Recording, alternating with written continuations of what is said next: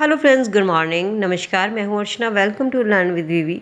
शुरू करेंगे फ्रेंड अपनी आज की क्लास। और आज की इस क्लास में हम डिस्कस करने वाले हैं सुपर डेट 2022 के लिए हिंदी का पहला प्रैक्टिस सेट। इस प्रैक्टिस सेट में हम उन क्वेश्चंस को डिस्कस करेंगे जो कि पहले भी प्रीवियस एग्जाम में क्वेश्चंस पूछे गए हैं। आपने भी देखा होगा जो आपका यूपी टेट 23 जनवरी को पेपर हुआ है, उसमें आपके प्रीवियस क्वेश्चन पूछे गए थे। तो एग्जाम में प्रीवियस क्वेश्चन पूछे जाते हैं, इसलिए सबसे पहले प्रीवियस क्वेश्चन को करना ज़रूरी है। ठीक है, तो चलिए सेशन को स्टार्ट करेंगे और नए टॉपिक भी हम इसमें साथ साथ शुरू करते चलेंगे। टॉपिक वाइज क्लास को करेंगे। ठीक है, तो चलिए पहली क्लास को शुरू करते हैं। फर्स्ट क्वेश्चन आप सभी के सामने देखते हैं।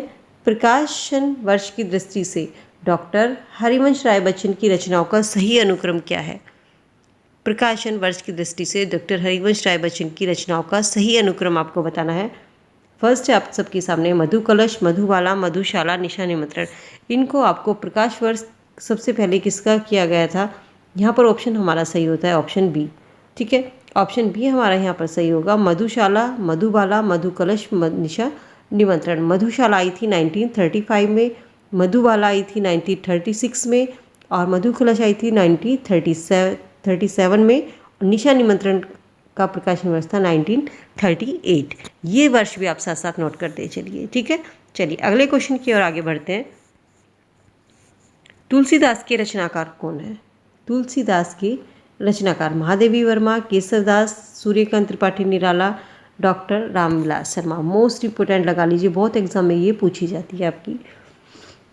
तुलसीदास ऑप्शन हमारा सही होता है यहाँ पर सी, सूर्यकांत त्रिपाठी निराला तुलसीदास के रचनाकार हैं। ठीक है, चलिए अगले क्वेश्चन की ओर आगे बढ़ते हैं। नेक्स्ट क्वेश्चन है, अनन्या से अनन्या आत्मकथा किसकी है? अनन्या से अनन्या आत्मकथा किसकी है? मनु भंडारी, प्रभा खेतान, शुभम सुषम वेदी, उषा प्रियवंदा। सही आंसर यहाँ पर होगा हमारा ऑप्शन बी, प्रभा खेतान। अनन्या से अनन्या आत्मकथा किसकी है? प्रभा खेतान की है। ठीक है, 2007 में ये प्रकाशित की गई थी। यहाँ पर आपको इसका प्रकाश वर्ष भी याद रखेंगे, 2007 में। नेक्स्ट क्वेश्चन है, प्रभु जी तुम चंदन हम पानी किसका वाक्य है? प्रभु जी तुम चंदन हम पानी किसका वाक्य है? कबीर का, दादू का, नानक, रैदास। ऑप्शन हमारा यहाँ पर सही होता है ऑप्शन डी, रैदास। किसका? प्रभु जी तुम चंदन हम पानी। यह पंक्ति संत काव्यधारा प्रमुख किसकी है? कवि रवि रैदास द्वारा रचित है। ठीक है, चलिए अगले क्वेश्चन की ओर आगे बढ़ते हैं। निम्नलिखित में से कौन सा शब्द तद्भव है? कौन सा शब्द तद्भव है? त्रिकुटी, खेत, प्रभु, नाथ। सही ऑप्शन आपको बताना है, जल्दी से बताइए। निम्न में से कौन सा शब्द तद्भव है? ऑप्शन हमारा सही होता है यहाँ पर ऑप्शन बी, खेत। खेत क्या है यहाँ पर? खेत तद्भव शब्द है। तत्सम क्या होगा इसका? क्षेत्र। क्षेत्र इसका तत्सम रूप होगा। इसके अलावा ये सभी त्रिकुटी, प्रभु और नाथ, ये सभी कैसे हैं? ये तत्सम शब्द हैं। अगला क्वेश्चन है, निम्न में से कौन सा शब्द देशज है? निम्न में कौन सा शब्द देशज है? ऑप्शन हमारा सही होता है यहाँ पर ए, धड़ाम। धड़ाम शब्द क्या है? देशज है। इसके अलावा लाश कैसा शब्द है? लाश तुर्की भाषा का शब्द है, औरत अरबी का शब्द है और पतलून अंग्रेजी भाषा का शब्द है। ठीक है, चलिए नेक्स्ट क्वेश्चन है, ऋग्वेद का संधि विच्छेद क्या है? ऋग्वेद का संधि विच्छेद क्या है? ऑप्शन हमारा यहाँ पर सही होता है ऑप्शन बी, ऋग प्लस वेद। ऋग प्लस वेद व्यंजन संधि का उदाहरण है ये। ठीक है, नेक्स्ट क्वेश्चन है, आप बीती शब्द में कौन सा समास है? आप बीती में कौन सा समास होगा? ऑप्शन हमारा सही होता है यहाँ पर डी, तत्पुरुष समास। आप बीती में शब्द में अधिकरण तत्पुरुष समास होगा। आप पर बीती, ठीक है, तो कौन सा होगा इसमें? अधिकरण तत्पुरुष समास होगा। नेक्स्ट क्वेश्चन है, घोंसले में चिड़िया है में कौन सा कारक है? घोंसले में चिड़िया है, इसमें कौन सा कारक होगा? में और पर, ये किसके हैं? अधिकरण कारक के होते हैं। ठीक है, आपसे यहाँ पर कारक पूछ ले जाते हैं। हिंदी में कितने कारक होते हैं? हिंदी में मुख्यतः 8 कारक होते हैं और अगर संस्कृत में पूछ लिया जाए तो संस्कृत में 6 कारक होते हैं। यहाँ पर ये 2 क्वेश्चन आपको नोट करने हैं, मोस्ट इंपॉर्टेंट है, कई बार एग्जाम में ये पूछे गए हैं। ठीक है, इनकी संख्या पूछ ली जाती है कि हिंदी में कितने कारक हैं, तो आप लिखेंगे 8, और संस्कृत में अगर पूछा जाए तो संस्कृत में 6 कारक होते हैं। चलिए अगले क्वेश्चन की ओर आगे बढ़ते हैं। कनुप्रिया के रचनाकार कौन है? मोस्ट इंपोर्टेंट, सबसे ज़्यादा रचना ये पूछी जाती है, कनुप्रिया। ऑप्शन यहाँ पर सही होता है ऑप्शन ए, धर्मवीर भारती कनुप्रिया के रचनाकार है। ठीक है, नेक्स्ट क्वेश्चन है प्लुप्त स्वर कौन सा है? यहाँ आपको बताना है प्लुप्त स्वर कौन सा है। ऑप्शन सही होता है यहाँ पर बी, ओम। ओम क्या है? ओम प्लुप्त स्वर है। ठीक है, इसका प्रयोग किस में होता है? जैसे कि वैदिक भाषा में, नाटक इत्यादि में संवाद लिखते समय या पुकारने में इसका प्रयोग किया जाता है। हर्ष स्वर के उच्चारण में जितना समय लगता है उसका 3 गुना समय इस स्वर के उच्चारण में लगता है। ठीक है, चलिए प्रयोजन का समानार्थी शब्द नहीं है। प्रयोजन का समानार्थी शब्द नहीं है।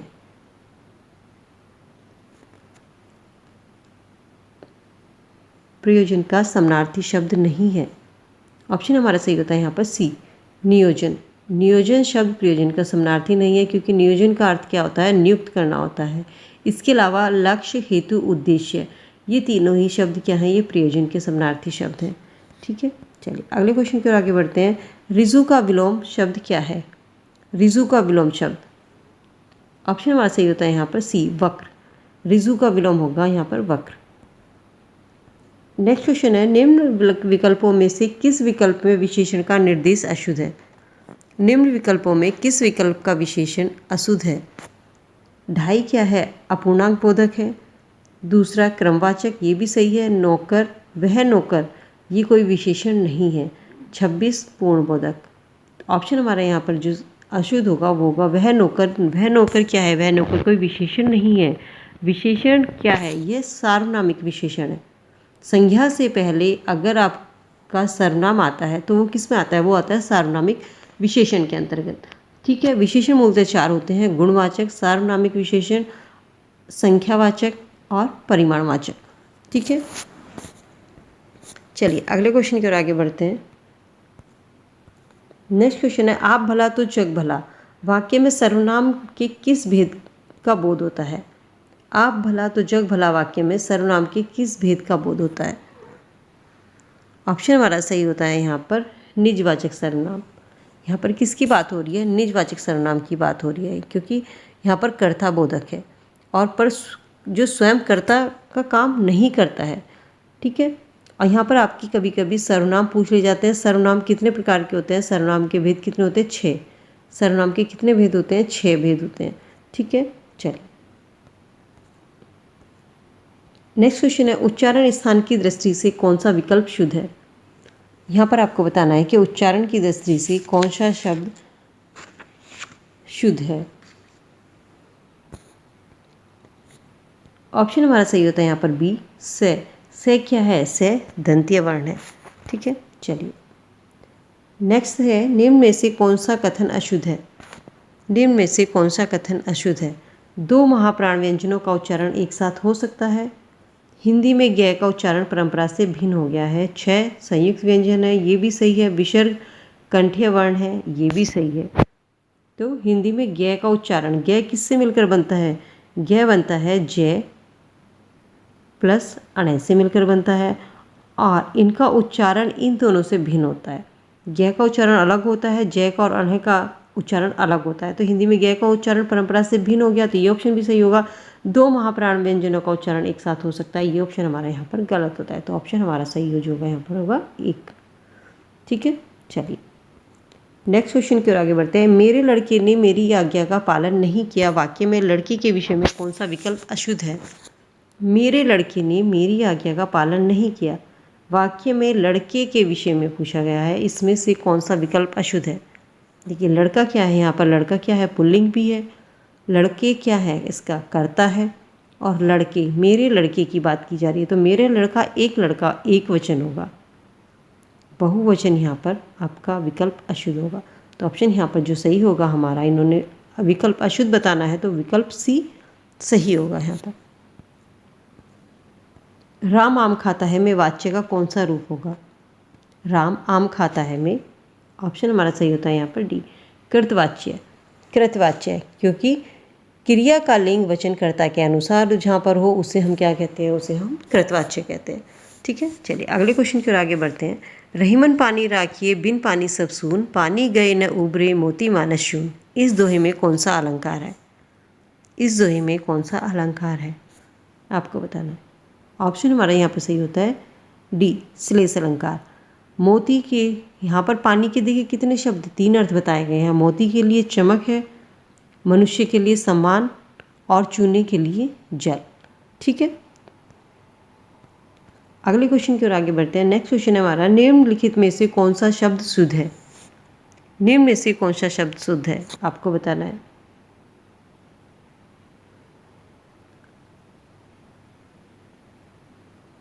ऑप्शन हमारा सही होता है यहाँ पर ए, अंगना शब्द सही है।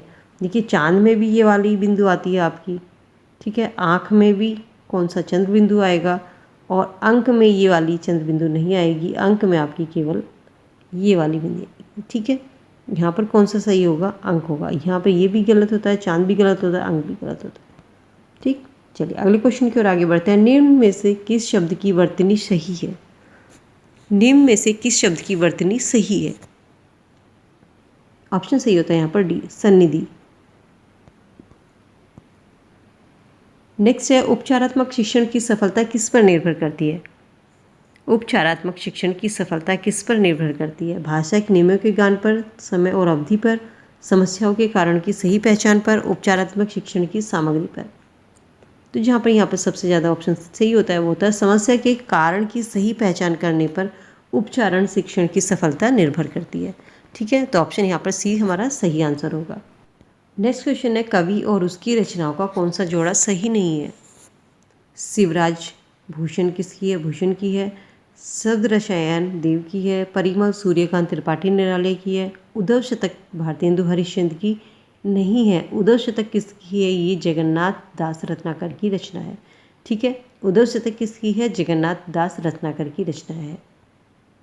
अगले क्वेश्चन की ओर आगे बढ़ते हैं। लेखक और उसकी कीर्ति के युग में कौन सा युग गलत है? ऑप्शन ए, बोलगा से गंगा किसकी है? राहुल सांकृत्यायन की है। सूरज का 7वां घोड़ा धर्मवीर भारती। आर्यों का आदि देश डॉक्टर संपूर्णानंद। दिग्दर्शन दर्शन दिग्दर्शन किसकी? रामचंद्र शुक्ल की नहीं है। दर्शन दिग्दर्शन किसकी है? यहाँ पर ये है हमारी राहुल सांकृत्यायन की। ठीक है, इनकी दर्शन विवेचन से संबंधित ये पुस्तक है। इसके अलावा ये तीनों जोड़े सही है।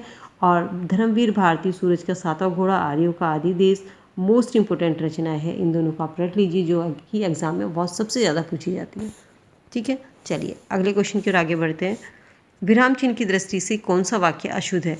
विराम चिन्ह की दृष्टि से कौन सा वाक्य अशुद्ध है? वह ईमानदार, परिश्रमी, कर्मठ और मृदुभाषी है। उसके पास धन, वैभव, नौकर चाकर आदि सभी कुछ था। हाँ, मेरा यही विचार था। देखिए हाँ के बाद यहाँ पर क्या है?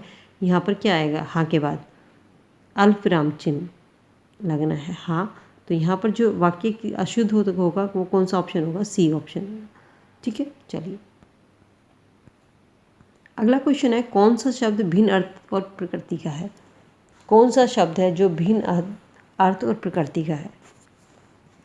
यहाँ पर देखिए क्या है, अधुनाथन। अधुनाथन शब्द का क्या अर्थ होता है? आज तक घटित काल। जबकि अन्य तीनों शब्द का क्या अर्थ है? जो कि लंबे समय से चले आ रहे हैं। ठीक है, तो यहाँ पर सबसे अलग कौन सा होगा? अधुनाथन। अवांछनीय शब्द का विलोम शब्द क्या होगा? अवांछनीय शब्द का विलोम शब्द क्या होगा? ऑप्शन हमारा सही होता है यहाँ पर प्राचीन। अवांछनीय का शब्द का क्या अर्थ होता है? नवीन होता है, और इसका उल्टा क्या होगा? प्राचीन होगा। व्याकरण की दृष्टि से कौन सा शब्द अशुद्ध है? व्याकरण की दृष्टि से कौन सा शब्द अशुद्ध है? विरहणी, गृहिणी, विभीषण, जगतगुरु। देखिए गृहिणी भी सही है, जगतगुरु सही है, विभीषण सही है। विरहणी क्या होता है? वीरहिनी होगा। यहाँ पर क्या होगा? वीरहिनी। ठीक है, तो ऑप्शन हमारा कौन सा गलत होगा? यहाँ पर option A is the right answer होगा। ठीक है, चलिए अगला क्वेश्चन है, निम्न में से कौन सा युग्म गलत है? लुटिया डूबना यानी कि सारा काम चौपट होना, सब्ज साग दिखाना, हरा भरा करना, मुट्ठी गर्म करना, रिश्वत देना, माई का लाल, साहसी व्यक्ति। माई का लाल कौन होता है? कहते हैं माई का लाल साहसी व्यक्ति होता है। मुट्ठी गर्म करना यानी कि रिश्वत देना, सब्ज साग दिखाना, हरा भरा होना, यहाँ पर ये गलत होगा। सब साग दिखाने का क्या अर्थ होता है कि लालच देकर बहकाना, ना कि हरा भरा होना। तो ऑप्शन हमारा यहाँ पर कौन सा यूँ गलत होगा? Option B. ठीक है, अगले क्वेश्चन की ओर आगे बढ़ते हैं। गौशाला में कौन सा समास है? गौशाला में कौन सा समास है? ऑप्शन हमारा सही होता है यहाँ पर ए, तत्पुरुष समास। गौशाला का जब हम विग्रह करेंगे तो क्या आएगा? गाय के लिए शाला, स्थान प्राप्त होता है यहाँ पर, तो संप्रदान तत्पुरुष यहाँ पर हमारा होगा। ठीक है, चलिए। सो फ्रेंड, ये थी हमारी हिंदी के कुछ इंपॉर्टेंट क्वेश्चन जो आज की इस क्लास में हमने डिस्कस किए हैं। उम्मीद करती हूँ कि वीडियो आपकी सभी के लिए यूज़फुल होगी। वीडियो कैसी लगी है इसका फीडबैक कमेंट सेक्शन में कमेंट करके ज़रूर बताइएगा। और फ्रेंड हाँ, अगर आप मेरे चैनल पे नए हैं तो प्लीज़ चैनल को सब्सक्राइब कर लीजिए, साथ ही बेल आइकन को प्रेस कर लीजिए जिससे नई वीडियो का नोटिफिकेशन आपको समय से मिल सके। मिलती हूँ नई वीडियो में, तब तक के लिए good bye, be happy, be safe. Thank you so much.